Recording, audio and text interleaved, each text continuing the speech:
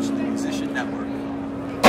I'm JC here at NAMM 2011 with the one and only Ford Thurston. What's up, y'all? What's happening, man? So today we're here talking about the Evertune from Intune Technologies. Yes. So you obviously play it, having your guitar. Full time, brother. Nice. It's in everything I own. Very cool. Except for maybe a few old classic vintage pieces under my parents' bed now. No, absolutely. You know? So let's talk about this piece. Why do you have it on your guitars? This device has single-handedly changed my life. In fact, I'd say as a musician living in Nashville, it's upped my game to the point to where it's taken away that anxiety I have on a daily basis, whether it be touring on stage or in the studio with my tuning and intonation. It's completely changed it to the point to where now it's perfect. I can pick a guitar up and know it's in tune. I mean, I know.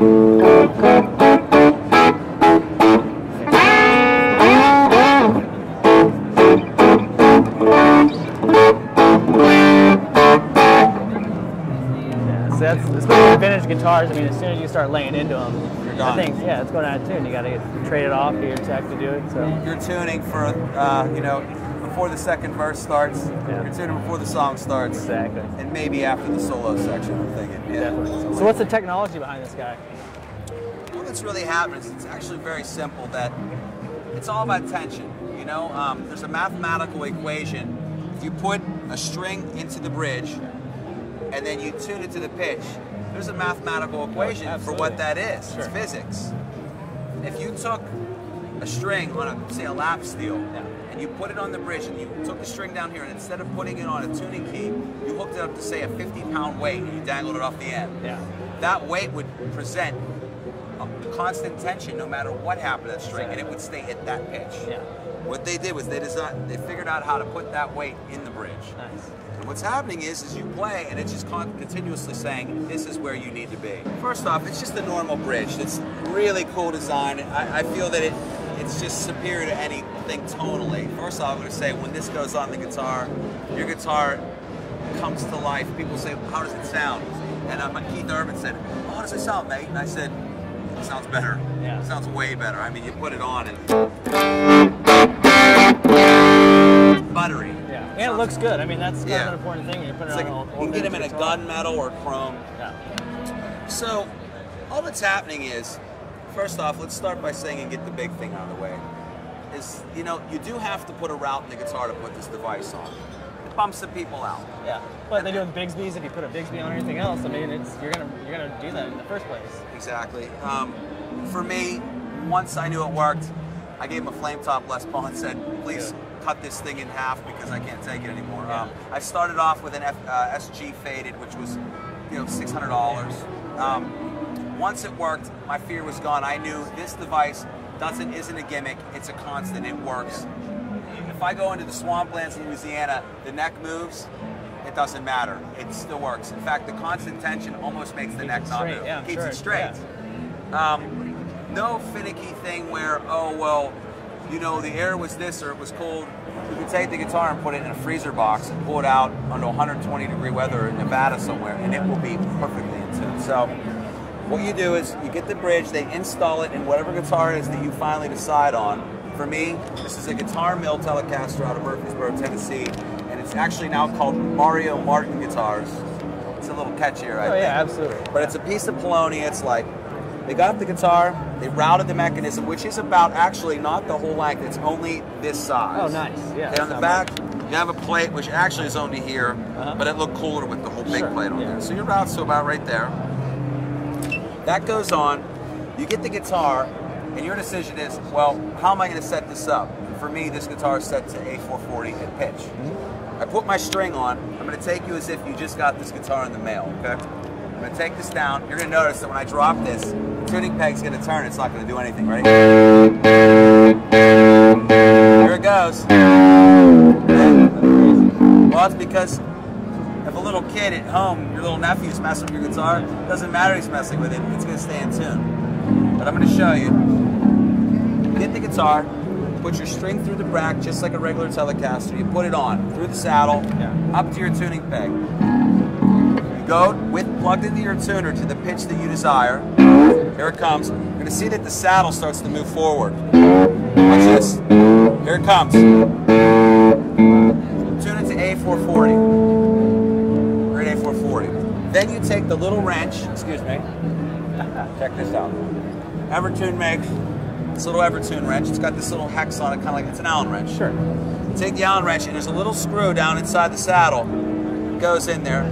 This one tool works for everything on the bridge. It works for your string action, and it works for your intonation, which is excellent. Yeah, that's great. So you put this on here, plugged into your tuner, and you fine tune it in the saddle to the pitch that you want, which was a 440. Now, it's there. The string is actually not going to bend. Okay?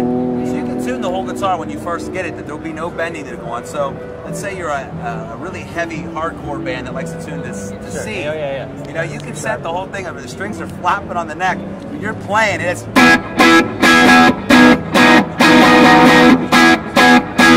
And cut your rhythm tracks in the studio with no warble. I mean, it will sound like a keyboard. Which is crucial for the heavy players. For the because heavy- those guys, I mean, the strings, once you get down that low, as soon as you just lay into it, it's... My whole life has been, I can't do this drop tuning because the strings are flapping. So now, obviously, we want to put the bend in. And what they call this is the bend stop.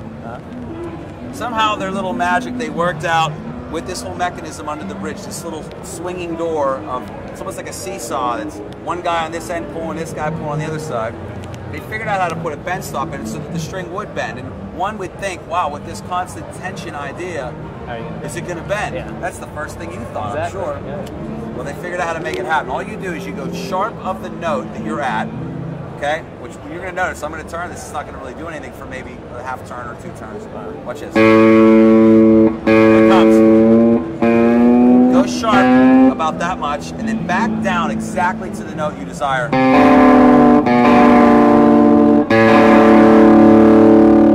Watch this.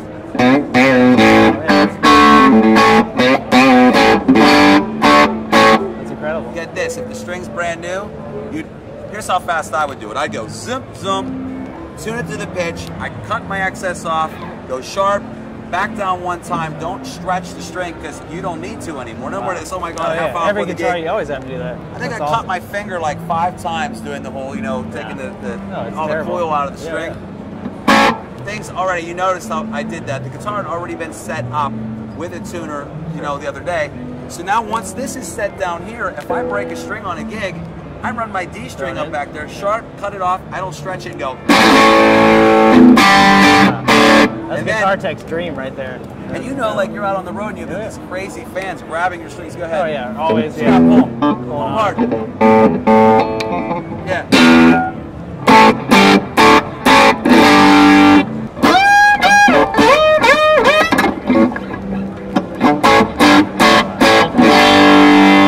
Intonation on it, all the way up the neck.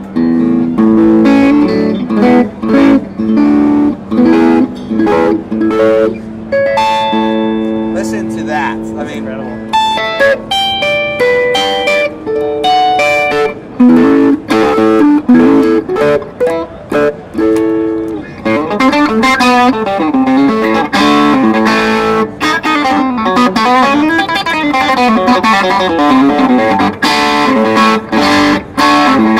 Super.